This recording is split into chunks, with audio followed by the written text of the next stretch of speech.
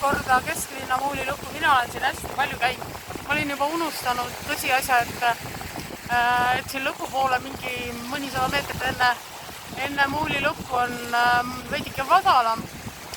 Ja noh, siin on üldse ekstreemsem, kivid on lahti ja kitsam on ja kõik on natukene niimoodi nagu ta on.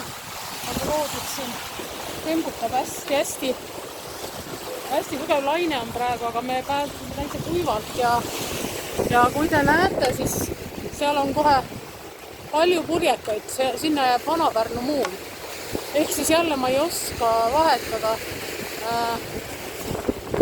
Ei oska midagi teha, peaasi ma seda oskan filmida, et ma siin olen ja me oleme väga õnnelikud, et me oleme siin. Ma ei ole siin väga kaua tegelikult käinud, aga mis siis järgmiseks? Langevarju või bensihüpe? Olen nii rahul ja vaadake, rahvas lehvitab.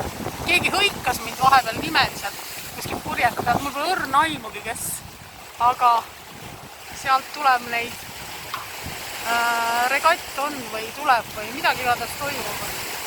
Kermo on ka väga vapper. Kermo, lehvita! No olge siin mõnusad ja tulge siis meiega seiklema. Ehk siis nüüd saab ka Kermo öelda, et kes pole muulil käinud, see pole Pärnut näinud, nii et kõike head, tšau!